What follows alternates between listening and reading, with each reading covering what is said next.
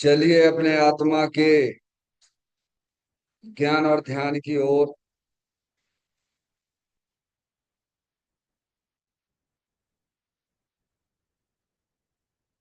अपने चंचल मन को एवं चंचल उपयोग को स्थिर करने के लिए चिन्वाणी माता के माध्यम से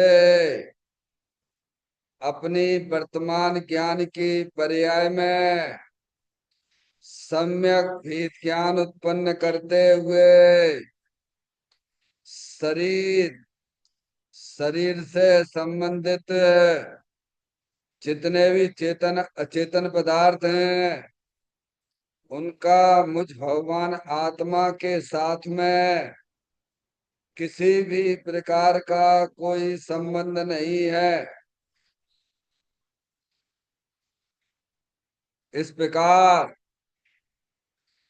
समस्त पर पदार्थों में अपने संबंध की वृत्ति को छोड़ते हुए अंदर में जो अखंड ज्ञान ज्योति स्वरूप भगवान आत्मा है उसमें ही वर्तमान पर्याय का संबंध जोड़ते हुए कि मेरा यह भगवान आत्मा सदा काल शरीर आदि पर पदार्थों से भिन्न एक मात्र अखंड ज्ञान ज्योति स्वरूप ही है। ऐसा अपने आप को जानो और ऐसा ही अनुभव करो कि वर्तमान में ही मेरा यह भगवान आत्मा शरीर आदि पर पदार्थों से भिन्न एकमात्र अखंड ज्ञान ज्योति स्वरूप ही है।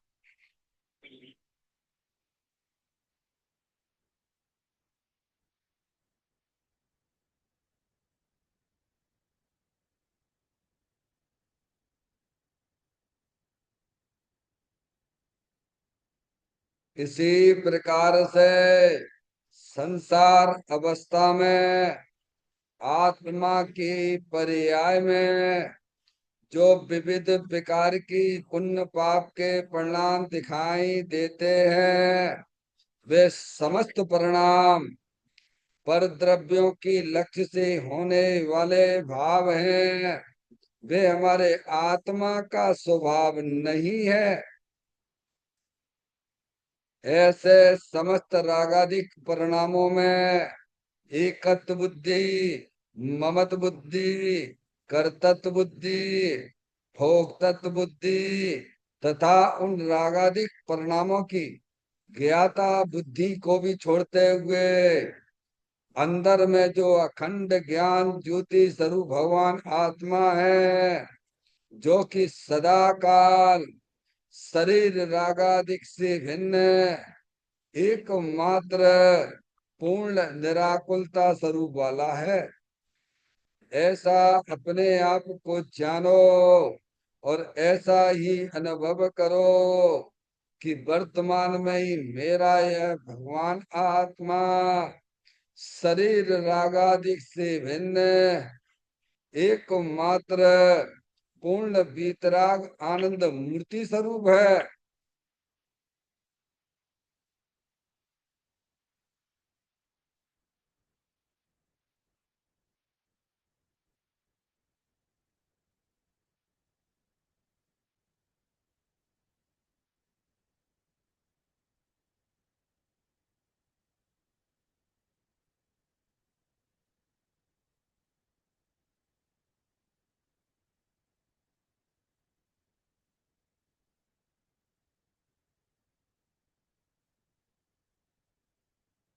इसी प्रकार से संसार अवस्था में आत्मा की पर्याय में जो पर के लक्ष्य से होने वाला ज्ञान है वह परलक्षी ज्ञान भी हमारे आत्मा का स्वभाव नहीं है। वह तो इंद्रिय जनित ज्ञान है। इस प्रकार शरीर रागादि और परलक्षी ज्ञान के पर्यायों से भी भिन्न मैं तो एकमात्र अखंड ज्ञान ज्योति स्वरूप भगवान आत्मा हूँ। ऐसा अपने आप को जानो और ऐसा ही अनुभव करो कि वर्तमान में ही मेरा यह भगवान आत्मा शरीर रागादि और खंड खंड ज्ञान के पर्यायों से भी भिन्न एकमात्र अखंड ज्ञान ज्योति स्वरूप ही है।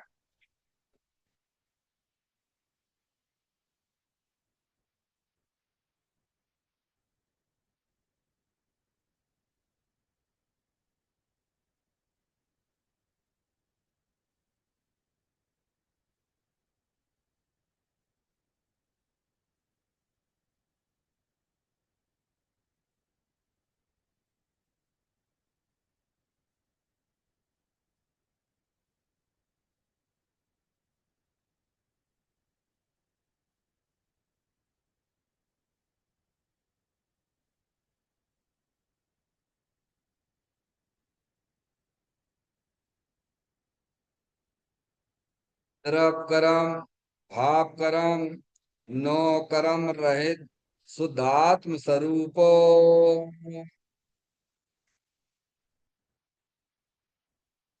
मेरा ये भगवान आत्मा सदा काल शरीर आदि के नौ कर्मों से भिन्न है। मेरा ये भगवान आत्मा सदा काल ज्ञान वर्ण आदि आठ कर्मों से भी भिन्न है। मेरा ये भगवान आत्मा सदा काल मोह राग देश भाव कर्मों से भी भिन्न है। इस प्रकार द्रव कर्म भाव कर्म नो कर्म तीनों कर्मों से रहे मैं तो एकमात्र परम पवित्र शुद्धात्म स्वरूप हूँ। ऐसा अपने आप को जानो और ऐसा ही अनुभव करो कि वर्तमान में ही मेरा यह भगवान आत्मा तीनों प्रकार के कर्मों से रहे एकमात्र परम पवित्र शुद्धात्म स्वरूप है।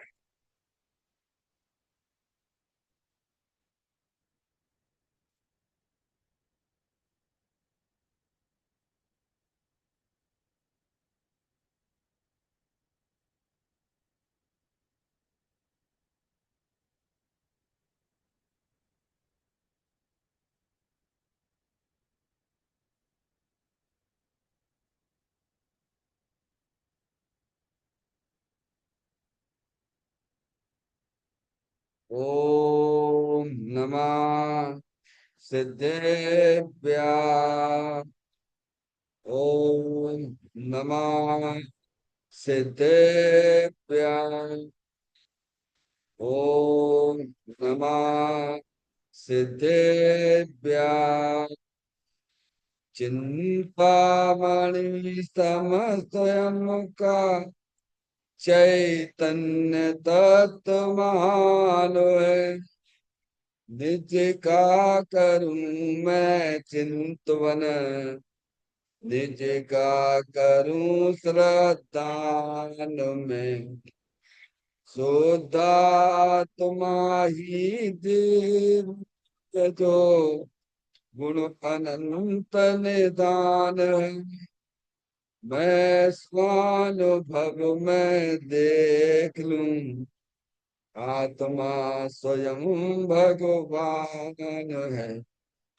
मैं स्वानुभव में देख लूं आत्मा स्वयं भगवान है। लिम्मल जान परठिया कम कलंक डयवी अपाल दौ जैन परू ते परम पड़बी सब कर्म मल्लिका नाश करवरु प्राप्त करने जो आत्मा जो लीन निर्मल ध्यान में नम कर निकल परमात्मा सब नाश कर घन घात गिरवरे अंत पद को पा लिया कर नमन उन जिन देव को यह काव्य पद अपना लिया।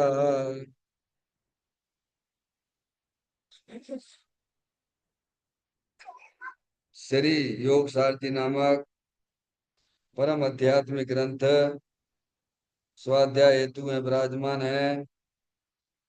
आज से 1400 वर्ष पहले इस महान पवित्र ग्रंथ की रचना दिगंबर संत योगेंद्र महाराज जी हुए हैं। उन्होंने इस महान पवित्र ग्रंथ की रचना की और उन्होंने इस ग्रंथ का नाम योग सार जी रखा। योग सार जी का सीधा सा अर्थ है मुक्ति के मार्ग में योग का मतलब जोड़ होता है। किसका किसके साथ में जोड़ करना? तो अरिहंत परमात्मा कहते हैं कि अपनी वर्तमान शुद्ध ज्ञान की पर्याय का अंदर में जो अपना त्रिकालिक स्वरूप भगवान आत्मा जो कि सदा काल द्रव कर्म भाव कर्म नौ कर्म से रहे एकमात्र अखंड ज्ञान ज्योति स्वरूप है। ऐसे गायक प्रभु परमात्मा में अपनी वर्तमान शुद्ध ज्ञान की पर्याय का संबंध जोड़ने का नाम योग है, जिसे शास्त्रीय भाषा में सम्यक दर्शन सम्यक ज्ञान भी कहते हैं। और उस चैतन्य भगवान आत्मा में ही अपनी वर्तमान पर्याय को मग्न कराना लीन करना उसमें स्थिर करना उसे सार कहते हैं, यानी सम्यक चारित्र कहते हैं। तो योग सार क्या हो गया? सम्यक दर्शन सम्यक ज्ञान सम्यक चारित्र वाली निर्मल पर्याय पवित्र पर्याय जो अपने आत्मा के आश्रय से प्रकट होती है, इसे यहाँ योग सार कहते हैं। और इसे ही अरिहंत परमात्मा मोक्ष मार्ग कहते हैं और इसी का नाम धर्म है। देखिएगा, योग सार ग्रंथ के माध्यम से हम और आप यहाँ पर 80वें नंबर की गाथा प्रारंभ करने जा रहे हैं। इस गाथा का जो मूल विषय है, 5 के जोड़ों से रहित व 10 गुण सहित आत्मा को ध्यावे। क्या है पवन कुमार जी? क्या विषय इस गाथा का? 5 के जोड़ों से रहित है ना, और 10 गुण सहित। क्या दो बातें हैं? 5 के जोड़ों से रहित और 10 गुण सहित आत्मा को ध्यान। क्योंकि आत्मा का ध्यान करने से आत्मा पर्याय में वर्तमान में आनंद रूपणवन करने लग जाती है और अल्पकाल में वह आत्मा पर्याय में परमात्मा हो जाती है। तो इससे पहले अपन को ये बात ज्ञान में लेना चाहिए कि जिनसे रहित कहा जा रहा है और जिनसे सहित उस आत्मा को कहा जा रहा है, वह आत्मा क्या चीज है किन से रहित है किन से सहित है। तो अपन गाथा पढ़ते हैं, उसी में अपन को सब मालूम पड़ेगा। दो गाथा पाठ करें। जो 10 रहित 10 सहित एवं 10 गुणों से सहित हो, तुम उसे जानो आत्मा हर उसी में नित रत रहो। देखें, दो प्रकार के पांचों से रहित होकर, अर्थात 5 इंद्रियों को रोककर व 5 अवरतों को त्याग कर, दो प्रकार के 5 अर्थात 5 इंद्रियां दमन रूप संयम वह 5 महाव्रत सहित होकर आत्मा का मनन करो, जो 10 गुण उत्तम क्षमा आदि सहित है, वह अनंत ज्ञान आदि 10 गुण सहित उसको निश्चय से आत्मा कहा जाता है। देखिएगा, बहुत सुंदर गाथा है। अंकों के माध्यम से अपन चल रहे हैं। कौन सी गाथा से अंकों का प्रारंभ हुआ, बोलो भैया, याद है कुछ क्या? 76 नंबर की गाथा से ये अंकों की गिनती चालू हुई है। दो को छोड़कर, समझ गए? 2 गुण विचारो, 3 को छोड़कर 3 गुण विचारो, 4 को छोड़कर 4 गुण विचारो। अब यहाँ आ गए अपन 5। 76 नंबर की गाथा से प्रारंभ हुआ। अभी मालूम होना चाहिए कौन से दो है, 2 को छोड़ना है, 3 को छोड़ना है, 4 को छोड़ना है, 5 को छोड़ना है। अब जब तक ज्ञान क्लियर नहीं होगा, तब तक केवल भगवान की पूजा भक्ति कर ले, उससे क्या होगा भगवान? अरे क्या होगा बोलो प्रभु? बस पाढ़ा पढ़ते रहोगे, कुछ नहीं होने वाला है। स्वाध्याय का फल तो एक अलग होता है भगवान। स्वाध्याय चीज एक अलग चीज है। स्वाध्याय के द्वारा अपनी आत्मा का ज्ञान कराया जाता है, और हम सब आत्मा है। समझ, इसे स्वाध्याय को परम तप संज्ञा दी गई है। और भैया, स्वाध्याय को, स्वाध्याय क्या कहा है? परम तप। समझ में आप? स्वाध्याय से हमारे ज्ञान में जो अनादिकाल से अज्ञान दशा चल रही है, उसका दूर हो जाती है। और तुम स्वाध्याय से दूर रहना चाहते हो, तो बताओ तुम्हारी अज्ञान दशा कब दूर होगी भगवान? समझ में आया? देखो, भगवान की पूजा भक्ति का मतलब ही यही है कि तुम अपने आत्मा को जानो। समझ में आया भैया? अब ये काम नहीं करते हो, भिखारियों जैसे कहे भगवान के सामने खड़े रहते हो और भीख मांगते रहते हो। समझ में आया भैया? हम्म? शिक्षा लो। जिनवाणी जैन मंदिर में आए हो, है, भगवान की पूजा भी करो, भगवान माला भी जपो, कोई मना नहीं है तुम्हें।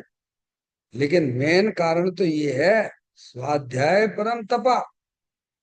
स्वाध्याय से हमारी अनादि काल से जो ज्ञान की पर्याय में जो अज्ञान दशा चली आ रही है, उसको दूर करने के लिए महान पुण्य की वजह से माँ जनवाणी माता मिलती है, जो आपको हमको सबको प्राप्त हुई है। तो क्या कहते हैं इस गाथा में? तो कहते दो प्रकार के पांचों से रहित होकर। अब दो प्रकार ऊपर दिया ना, बहुवचन लिया था। 5 के जोड़ों से रहित। 5 के जो जोड़ नहीं, एक नहीं, जोड़ों से रहित। क्या लिया ऊपर? जोड़ों का मतलब हो गया बहुवचन हो गया। क्या हो गया? 5 के 2 जोड़े बनाइए आप, उनसे रहित अपने आत्मा को देखिए। क्योंकि अपना भगवान आत्मा 5 के जोड़ों से रहित है। तो ये 5 जोड़ कौन से हैं? तो कहते 2 प्रकार के पांचों से रहित। हमारे साथ चलना पवन भैया। हेलो पवन जी, हमारे साथ चलो। क्या कह रहे हैं? 2 प्रकार के पांचों से रहे। अब 5 का आंकड़ा देखिए आप पीछे। अर्थात 5 इंद्रियों को रोक कर। ये है स्पर्श इंद्री, रसना इंद्री, घ्राण इंद्री, और चक्षु इंद्री, कर्ण इंद्री। 5 इंद्रियां हैं, इनको क्या करना है? रोकना है। क्या कह रहे हैं? किनको रोकना है? जो हमारा उपयोग 5 इंद्रियों के माध्यम बनाकर उनके विषयों में परिवर्तन करता है। किसको रोकना है? किसको रोकना है बोलो भैया? 5 इंद्रियों का लक्ष्य करके जो हमारा उपयोग पंच इंद्रिय के विषयों में जाता है, उसे रोकना है। किसको रोकना है? इंद्रियों को नहीं रोकना। इंद्रियां तो अपनी जगह है, इंद्रियां तो जड़ है। समझ में आती है बात? भगवान की बात है। आपको मालूम तो पड़े अगर क्या चल रहा है हमारे जीवन में। हम्म? रोक कर। अब स्पर्श इंद्री के माध्यम से आपने जो है यहाँ पर जो है मोबाइल में गंदे गंदे फोटो खोल लिए। क्या कर लिए? तो वो किधर जाएगा बोलो भैया? अरे बोलो, भगवान किधर जाएगा? कि यही अपने पास में ही रहे वो? अरे बाहर जाएगा कि नहीं जाएगा? गंदी गंदी फिल्में देखोगे, गंदे गंदे तुम जो है गाना सुनोगे, तो तुम्हारा उपयोग किधर जाएगा बोलो भगवान? है, और भगवान आत्मा की बातें सुनोगे तो तुम्हारा उपयोग किधर जाएगा बोलो भगवान? अपने आत्मा का ज्ञान करोगे, है, तो उपयोग किधर जाएगा? अब आत्मा की बात है, तुम्हें सुनना नहीं है, क्योंकि तुम जो हो पंच इंद्रिय के विषय के लोलुपी अनादिकाल से पड़े हुए हो। भले ही अभी वर्तमान में पांच इंद्रियां हैं हमारे आपके पास में, एक इंद्रिय में जीव रहा तो कहाँ जाए? पेड़ बना खड़ा है तो पानी मिल जाए, पानी मिल जाए, पानी मिल जाए, पानी मिल जाए, पानी मिल जाए, स्पर्श इंद्रिय के विषयों से भीख मांग रहा है।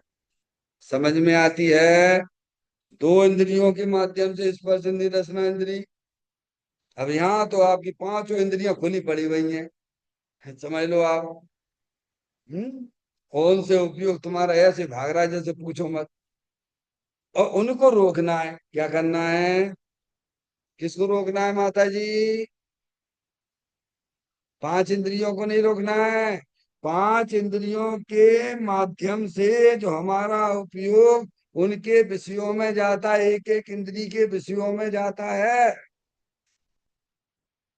जैसे आचार्य भगवंतों ने प्रवचन सार आदि ग्रंथों में भी ये बात लिखी कि सामने एक बनावटी हथनी खड़ी कर दी। कैसी? हाथी को पकड़ना है ना, किसको पकड़ना है? तो कैसे पकड़ोगे? अरे बोलो भगवान, कैसे पकड़ोगे?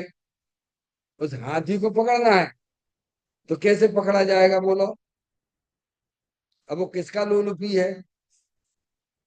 स्पर्श इंद्री के, समझ में आया नहीं? तो वहां पे सामने एक बनावटी हथनी खड़ी कर दी, और जंगल में एक ऐसा बड़ा गड्ढा बनाया, और ऊपर ऊपर घास रख दी बनावटी। समझ में आया भैया? जिससे उस हाथी को गड्ढा ना दिखे, बहुत गहरा गड्ढा बनाया है? और वह हाथी उस हथनी को देखता है, स्पर्श इंद्री के वशीभूत होकर वो हथनी की तरफ जाता है, और बीच में तो बात दिखोने जो गड्ढा है तो उसमें जाके गिर पड़ा। क्या हो गया भगवान? अरे भैया क्या हुआ? ऐसा हमारा आत्मा अनंत बार, एक बार ना लेना। वो हाथी हम कह रहे हैं तो आप अपनी जगह लगा लेना कि हम स्पर्श इंद्री के वशीभूत होकर ऐसे गड्ढे में गिरे थे। समझ में आया भैया? और अभी भी वही कर रहे हो। समझ में आया भैया? अब गिर गया वो, अब गिर गया तो समझ लो अब क्या करता है वो पकड़ने वाला? ना तो पानी देगा वो, ना कोई खाने को देगा, क्योंकि बिल्कुल जीर्ण छीण कर देगा, बिल्कुल कमजोर कर देगा। समझ में आया भैया? मरण जैसी, मरणांत जैसी स्थिति में कर देगा वो आपको, महीनों तक पड़ा रहेगा। आपकी विदिशा की एक बात है, मैं आपको बताऊं, और मेरे आंखों देखी बात है। समझ में आया भैया? अब जगह का नाम नहीं बताऊंगा। समझ में आया भैया? और बता भी देगा तो मैं किसी से डरता भी नहीं हूँ। जो बात है वो बात है? अपने सुमत प्रकाशी ब्रह्मचारी को जानते हो? है? उनके पीछे जंगल था, है? और वहां चैनी का जो जंगल था, जैनी का, जैनी की जगह थी। मैंने यार जगह पड़ी हुई है, खाली जगह पड़ी हुई है, बरसों की बात है भाई। समझ में आया? अगर हम उसे 92 की बात कहें तो कोई आश्चर्य की बात ना समझना। समझ में आया? 92 की बात कहूँ तो पीछे जगह खाली पड़ी हुई है, जैनी की जगह थी। नाम नहीं बताऊंगा उस व्यक्ति को। समझ में आया भैया? जगह बता दी आप। तो वो क्या करता था, कोई भी गाय आदि संगी पंचेंद्री पशु आए तो वो उसको क्या करता था, उसको पकड़ के और वो बांध देता था कि हमारे खेत में क्यों आई। जैनी की कह रहा हूं मैं। और बांध दिया, बस ऐसी भूखी प्यासी रहती थी वो। समझ गए ना आप, जैसे हाथी। समझ गए ना। अब ऐसी स्थिति कर दिया, ऐसे अब बताओ, आपको थोड़ी देर पानी नहीं मिले तो कैसा होता है, बोलो भगवान। है, आप उपवास करते हो, है, कभी अभ्यास किया नहीं जिंदगी में, और अनंत चतुर्दशी को क्या कर लेते हो आप लोग। एक बूंद पानी नहीं पिए, सबसे बड़े धर्मात्मा कहलाते हो आप। तो अंदर परिणामों का क्या हो रहा है, बोलो भैया, पवन भैया। तो बंद काय से होगा, शरीर की क्रिया से होगा कि तुम्हारे परिणामों से होगा। परिणामों में तुम्हारे संकलित परिणाम चल रहे हैं, दुखी हो रहे भैया, पानी कल सुबह हो जाए तो जल्दी से भगवान के दर्शन करें और फिर पानी पी लें। तो तुम्हें कौन पुण्य बंद होगा कि पाप बंद होगा, बोलो भैया, विचार कर ले। समझ में आ गई बात। तो उस हाथी को कितना संकलित परिणाम होता है, ये तो आप अपने अनुभव से देख लो भगवान। समझ में। ऐसे उसको मरणांत जैसी स्थिति में पहुंचा देते हैं। और फिर वो जो हाथी का जो भी उसकी चीजें हैं, दांत वगैरह जो भी कीमती बिकते हैं, उनका वो स्पर्श इंद्रिय के वशीभूत होता है। ऐसे ही दृष्टांत हमारे पंच इंद्रिय के विषयों का दृष्टांत दिया गया है। स्पर्श इंद्रिय के विषय का लोलुपी जीव ऐसे पकड़ा जा रहा है। हम्म, देखो नहीं आपके क्या, कितने लोग पागल हो रहे हैं स्पर्श इंद्रिय के विषय को कर। देखिएगा, उनको विषय आत्महत्या कर लेता है, कोई कुछ कर लेता है, कोई कुछ कर लेता है। अरे क्या जरूरत थी, तुमने दूसरे से प्रेम कर लिया। अरे तुम्हें प्रेम ही करना था तो तुम्हारा भगवान आत्मा तो सदाकाल विद्यमान वस्तु है। उससे प्रेम करो जिससे तुम्हें आनंद देता हो। जो स्वयं दुखी है वो तुम्हें सुखी कैसे कर सकता है। नहीं आई समझ, दोबारा से। क्या कह रहे हैं, लड़के लड़कियां शादी नहीं कर लेते हैं, काय के लिए करते हैं, आपने भी की है। कौन भैया, आपने भी की है, काय के लिए की थी। अरे बोला भगवान, नहीं कोई बताना पड़ेगा, मंदिर में झूठ ना बोलना भगवान। काय के लिए की थी, कि हम सुखी हो जाएंगे, होगा सुखी है। तुम्हारा तुम्हारा दुख कम हुआ कि बढ़ गया, बोलो ईमानदारी से, पहले की अपेक्षा से बात करो। हम्म? ज्यादा दूर की बात नहीं करते हैं, वो मैं आपको बाद में बताऊंगा, अगर आप मेरे से प्रत्यक्ष में पूछोगे। एक एक लड़का था, मैंने उससे कहा कि बेटा, अब तो तुम्हें टाइम ही नहीं हमसे बात करने का, तुम्हारी शादी क्या हमने करवा दी। तो वो बोलता है, अरे कहाँ तुमने कहा समय है, क्या हम तो पहले ही अच्छे थे। है, क्या कहता है, हम तो पहले ही अच्छे थे। हैं, हम तो और क्या समझते, तो नहीं होती तो ज्यादा अच्छा था। है, क्या कहता है। तो अपन को भी अनुभव में ये बातें आती कि नहीं आती है। क्यों, क्योंकि अपने दुख तो डबल हो गए। पहले खुद का दुख था, और अब उसके दुख में भी सम्मिलित होना पड़ता है। अब वो बीमार हो रही है, या वो नहीं, अपनी बात नहीं मान रही है, क्या, और फिर एक नहीं, फिर एक बच्चा भी हो गया भगवान। तुम्हारा दुख कितना कम हुआ कि डबल से तिबल हो गया, बोलो भगवान। अपने अपने अनुभव से बता दो भैया प्रभु। क्या, ऐसी बिलबिलाते रहते, ऐसी बिलबिलाते रहते।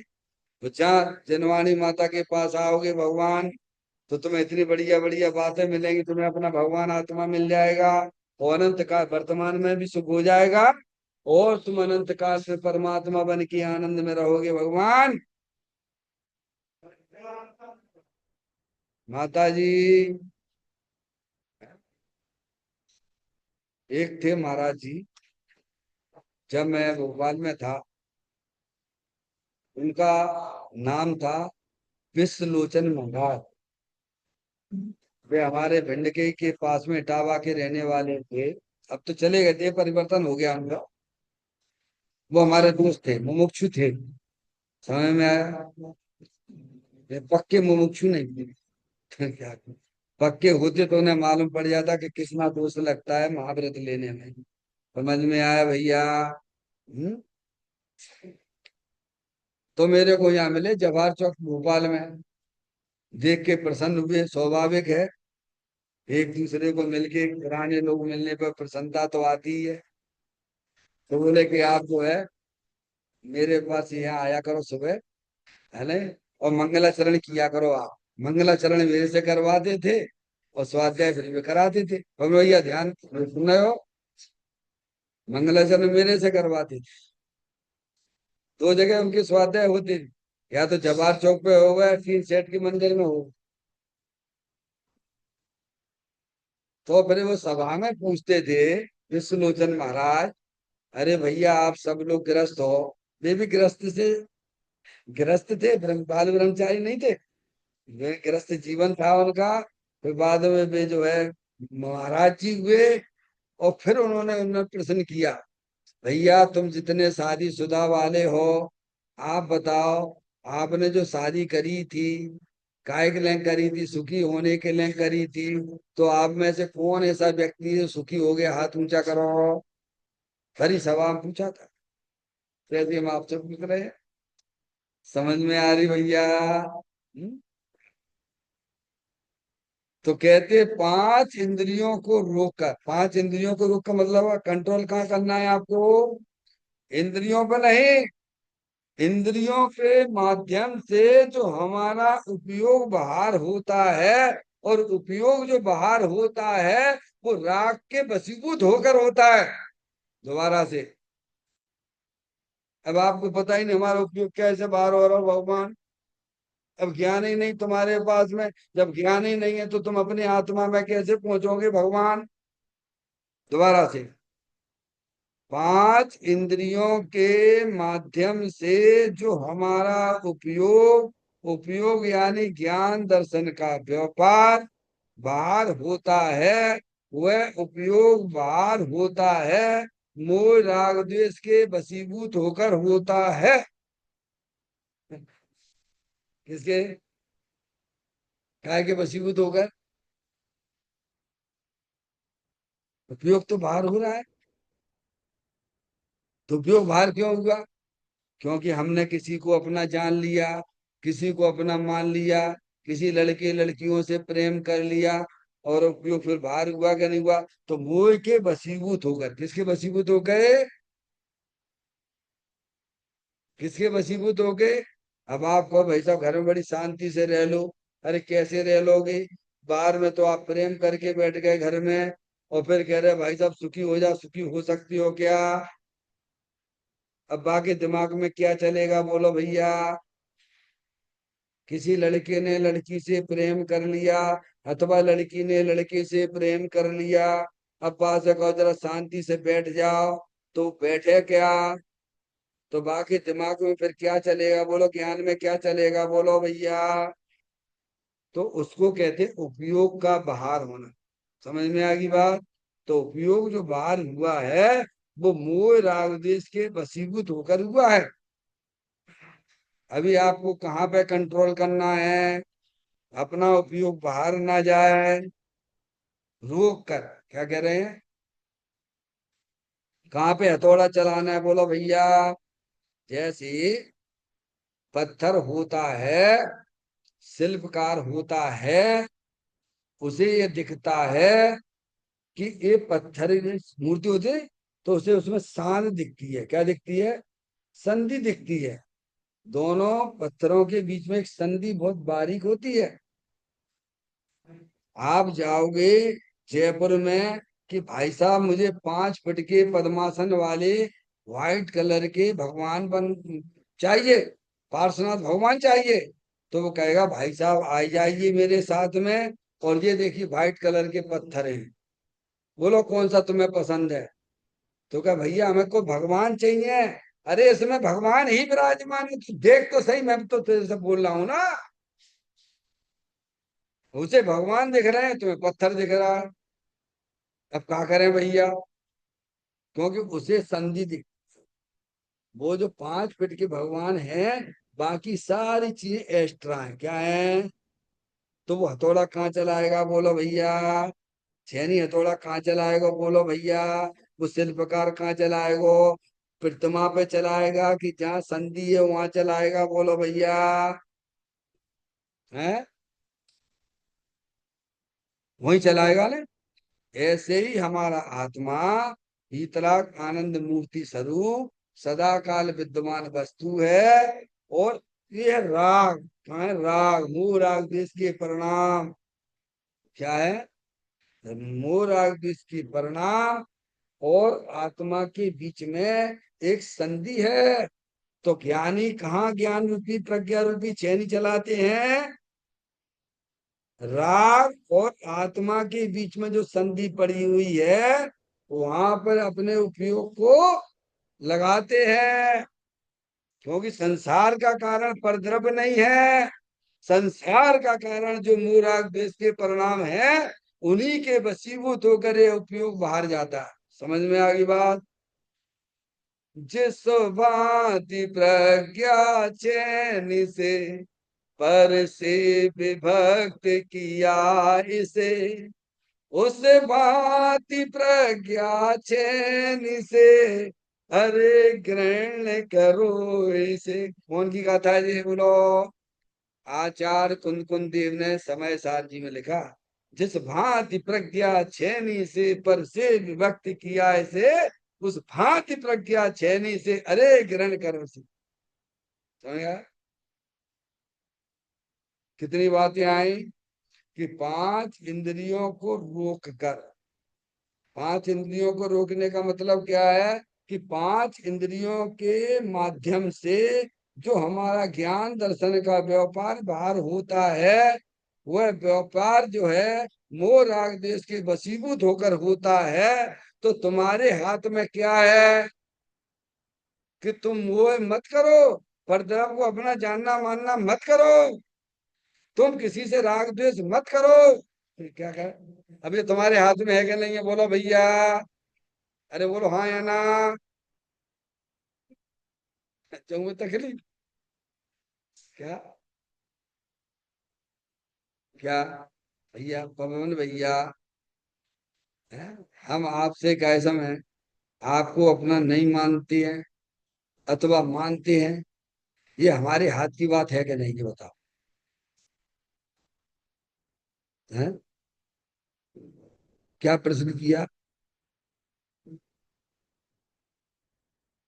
ये मंदिर को आप अपना अपना मानते हो अथवा नहीं मानते हो, ये आपकी हाथ की बात है कि नहीं है? माता जी, वहां कुछ भी नहीं है अपना। हाँ हाँ, बोलो। सही बात है कि गलत बात है? ये मंदिर अपना है, इसे अपना मानना या अपना नहीं मानना, ये आपके हाथ की बात है कि नहीं है? कि मंदिर कहे नहीं तो हमें अपना मानो, ऐसा है क्या? क्या कर्म कह रहे कि तुम इसे अपना मानो, ऐसा है क्या? है? ये मानना और अपना जानना, ये जीव की स्वतंत्र बात है। इसमें परद्रव द्रव कर्म आदि कोई भी नहीं है। द्रव कर्म कारण है और न नौ कर्म कारण है। आगे बात समझ में? नौ कर्म में शरीर, शरीर से संबंधित जितने भी चेतन है चेतन पदार्थ वो नौ कर्म में आते हैं। और द्रव कर्म में अपने आत्मा के साथ में ज्ञानावरण आदि जो आठ कर्म है, वे द्रव कर्म कहलाते हैं। समझ में आ गई बात?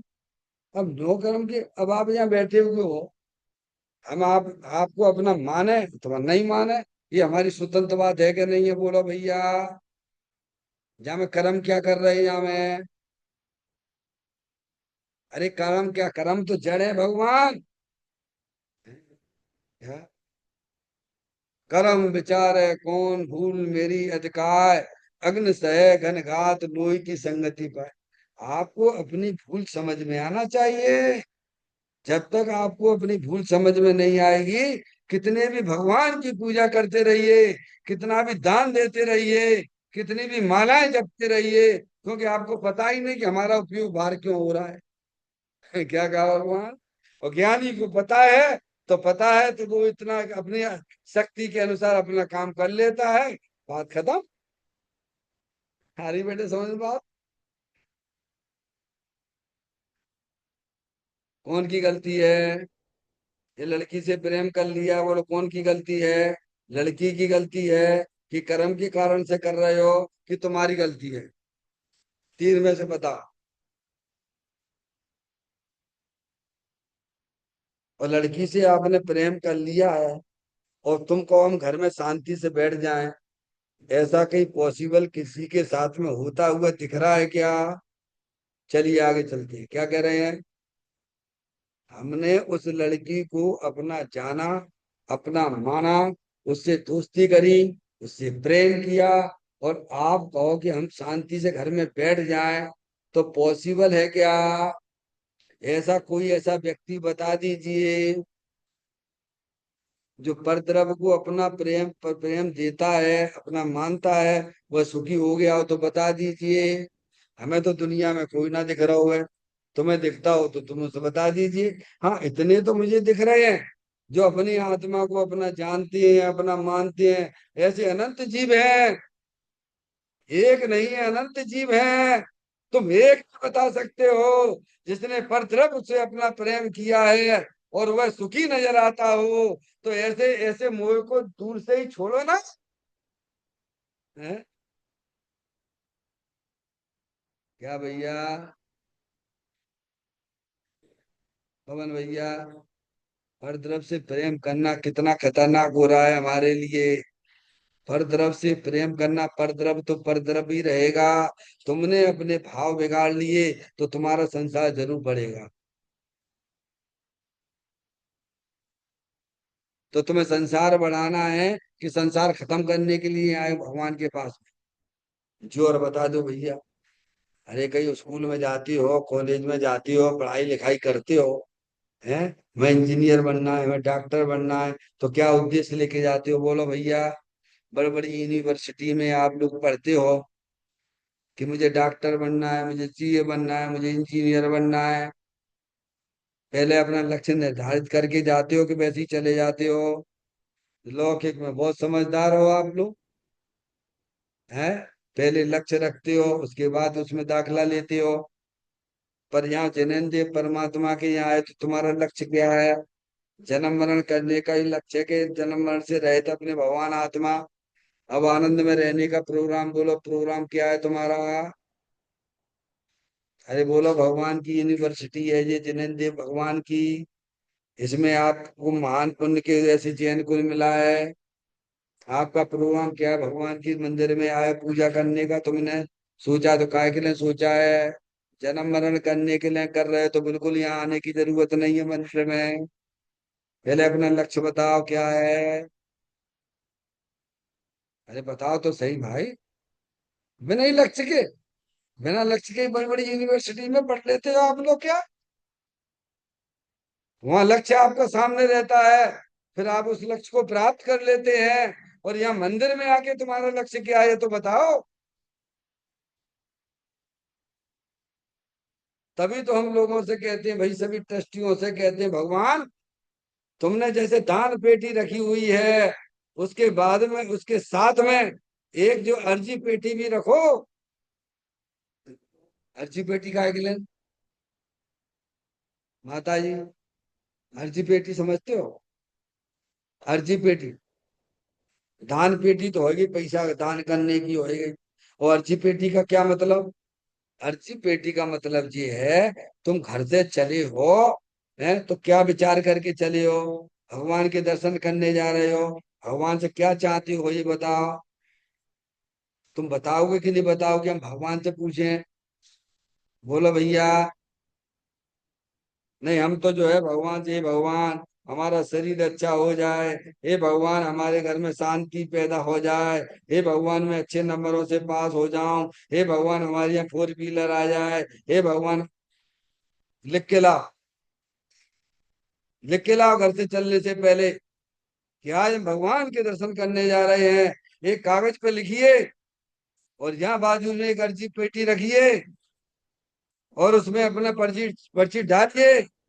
और शाम को जो पांच ट्रस्टी बने हुए हैं, उनका कर्तव्य है कि जैसे दान पेटी खोलते हैं वैसे अर्जी पेटी को भी खोलें।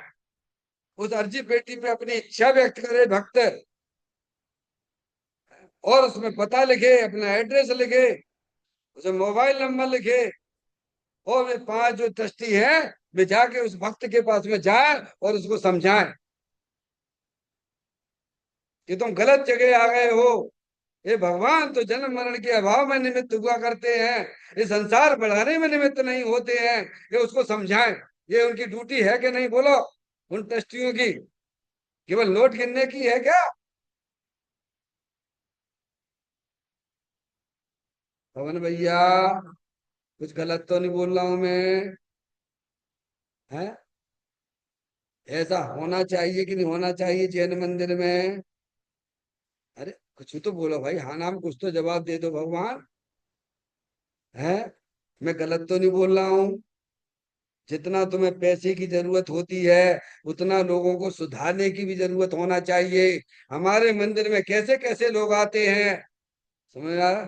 उन 5 लोगों को जो ट्रस्टी हैं, उनके उनकी पर्ची पढ़े और जाके का समय उनको दूर करें तो गंदगी दूर हो जाएगी, ध्यान रखना। उसको ख्याल में आ जाएगा। पर ये काम हम नहीं करते, क्योंकि हम अभिमान पे बैठे हुए हैं। मैं अध्यक्ष हूँ, मैं मंत्री हूँ, मैं कोषाध्यक्ष हूँ। इस लेवल से क्या नर्क निकुत हो जाएगा तू? समझ में आया भैया? अरे भाई, समाज को सुधारने का ठेका किसने लिया था? बोलो भैया, किसने लिया था? ये मंदिर का ठेका किसने लिया? अरे किसने लिया, बोलो भैया? यहाँ कोई गंदा काम होता है तो वो बात किसके ऊपर आएगी? है? ट्रस्टी के ऊपर आएगी। और ट्रस्टियों को ये पता नहीं है कि यहाँ सब गंदे काम हो रहे हैं। हैं? तो वे नरक निकुंज जाएंगे कि नहीं जाएंगे, बोलो भैया? तुमने क्यों ठेका लिया था? तुम्हें मैं बहुत खतरनाक है। आप ये मत समझो कि हम अध्यक्ष बन गए, सचिव बन गए हैं तो हैं कुछ 4 दिन की चांदी फिर निकुंज जाके दिखाई दोगे। हाँ, समझ में आया भैया? तो ये भिखारीपना खत्म हो जाएगा। भिखारीपना बिल्कुल खत्म हो जाएगा आपके जन मंदिर के अंदर में से। तो यहाँ ये बताया जा रहा है कि 5 इंद्रियों को रोक कर मतलब, बोलो दोबारा। जो हमारा उपयोग उपयोग उसको रोकने की बात की जा रही है। क्योंकि उपयोग तो है अपना चेतन भगवान आत्मा का। ज्ञान किसका है, बोलो? ये शरीर का ज्ञान है। जो ज्ञान उपयोग बाहर निकल रहा है, समझ में आया? तो वो उपयोग है किसका? शरीर का है कि कर्म का है कि राग का है कि वो चेतनेश्वर भगवान आत्मा का है? बोलो किसका है? 4 चीजें हैं आपके सामने। अरे बताओ भगवान, ये चित्र को देखो, ये उपयोग किसका है? अरे ये किरणें निकलती हैं सूरज की, ये किरणें किसकी हैं? ये किरणें क्या बताती हैं? कि सूरज निकल गया है। ऐसे ही दर्शन ज्ञान का उपयोग जो बाहर जा रहा है, ये क्या बताता है? कि अंदर चेतनेश्वर भगवान आत्मा जलल ज्ञान ज्योति स्वरूप है, अतीन्द्रिय आनंद स्वरूप है, सुख शांति के भंडार स्वरूप है। अभी बताऊंगा मैं आपको सबसे। माता जी, आगे बात समझ में? क्या करना है अपन को? क्या सलाह दी जा रही है? 5 इंद्रियों को रोक कर का मतलब समझ गए? कि ये रोकना किसको? उपयोग को। ये उपयोग बाहर क्यों जा रहा है? तो पर तरफ से आपने प्रेम कर लिया, क्या कर लिया? पर तरफ को अपना जान रहे हो, पर तरफ को अपना मान रहे हो, और पर से राग करते हो तो उपयोग बाहर ही बाहर जाता है। तो आपके हाथ में है कि आप मुंह राग द्वेष मत करो। पर तरफ को अपना जानना मानना मत, तो उपयोग फिर बाहर जाएगा क्या? बोलो भैया, उपयोग फिर बाहर जाएगा क्या? गलती कौन कर रहा है? जो गलती कर रहा वो सुधारेगा, कोई दूसरा सुधारेगा? मेरे घर के काम मैं करूंगा कि आप करोगे पवन भैया? हैं? फिर जिम्मेदारी कुछ लेते नहीं हो? हैं? समझ में आया? ये अनादिकाल से हमारा उपयोग पंच इंद्रियों के का लक्ष्य करके, पंच इंद्रिय के विषयों का लक्ष्य करके बाहर हो रहा है। तो क्या रोक कर? बहुत मुश्किल है। मुश्किल कुछ भी नहीं है। मुश्किल कुछ भी नहीं है। अनंत अनंत ज्ञानी हुए, उन्होंने सब ये काम किया है। क्या काम किया? अब ये काम नहीं करते हो क्या? समझे ना? बात समझ में आ गई? अब देखिए दूसरा विषय, विषय बहुत है, बहुत मार्मिक विषय है। आपको ये बात समझ में आ गई? आचार्य भगवान जिनवाणी माता क्या कह रही है? पांच इंद्रियों को रोक कर, पांच इंद्रियों को रोकें, पांच इंद्रियों के माध्यम से जो हमारा उपयोग बाहर होता है उसको रोकने की बात की जा रही है। तो वो उपयोग पांच इंद्रिय के विषयों में जो बाहर हो रहा है उसे रोकें कैसे? क्योंकि वो बाहर कैसे हुआ है? तो कहते हैं उसने परद्रव को अपना जाना, परद्रव को अपना माना, और पर का लक्ष्य करके राग द्वेष करता है, तो उपयोग बाहर हो रहा है। जब आपको ये बात मालूम पड़ गई है कि हमारा उपयोग बाहर हो रहा है, तो आप इसे रोक सकते हो कि नहीं रोक सकते हो? बोलो। हर तरफ से प्रेम मत करिए, हर तरफ को अपना जानना मानना नहीं, अपने चेतन भगवान आत्मा को ही अपना जानना मानना। तो उतना आपने काम कर लिया, उतना उपयोग आपका लौट आया घर में। और थोड़ा बहुत बाहर रह जाता है, ज्ञानियों का भी रहता है, उसकी चिंता तुम मत करो। क्या कह रहे हैं? अरे एक सीढ़ी तो चढ़ो, सर्वथा नहीं रुकेगा, ध्यान रखना। उपयोग सर्वथा अगर रुक जाए तो वह आत्मा पर्याय में परमात्मा हो जाएगा। अरे सर्वथा उपयोग तो हमारे माँ मुनराय तीन चौकड़ी कसाय के अभाव पूर्वक अतीन्द्रिय आनंद में रहते उनका भी नहीं रुकता है। और जब उपयोग सर्वथा रुक जाएगा तो वह आत्मा पर्याय में परमात्मा हो जाएगा। अभी कितना रोकना है उपयोग? अपनी चीज को पहचानिए। आप चेतनेश्वर भगवान आत्मा है, आप शरीर नहीं है। अंदर ज्ञानावरण आदि आठ करे में वो भी आपकी चीज नहीं है। और जो रागादिक की परिणतियां होती हैं वे हर समय नई नई होती हैं, वे भी आप नहीं हो। आप तो चेतनेश्वर भगवान आत्मा हो। जब आत्मा का अपने अपनापन हो जाता है आत्मा में, तो उतना ज्ञानियों का उपयोग रुक जाता है, थोड़ा रह जाता है। अब वह आत्मा मोक्ष मार्गी कहलाने लगता है। समझ में आएगी भैया? एक पॉइंट हो गया पूरा। क्या समझ में नहीं आ रही बताओ? है आ गया? उपयोग बाहर हो रहा है, आपको उसे रोकना है। रोकने का मतलब परतरफ का अपना जानना मानना नहीं, अपना चेतन भगवान आत्मा को अपना जाना मानो, देखो उतना उपयोग अंदर आ जाएगा आपका।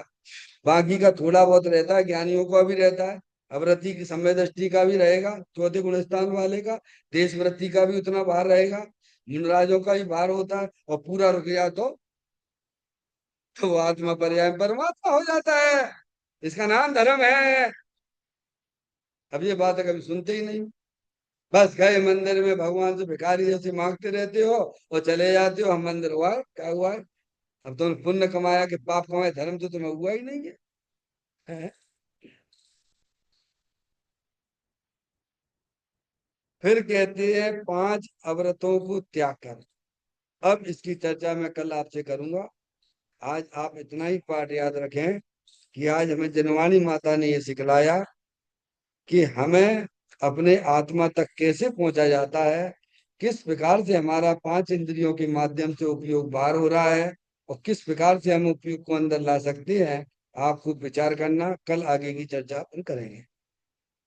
चैतन्य का स्मरण प्रति क्षण करो रे, भव के अनंत दुख को पल में हरो रे, अक्षय अनंत निज सुख निदान पाओ, गाओ अरे नित इसी के गीत गाओ, गाओ अरे नित इसी के गीत गाओ। 9 बार नमोकार मंत्र का स्मरण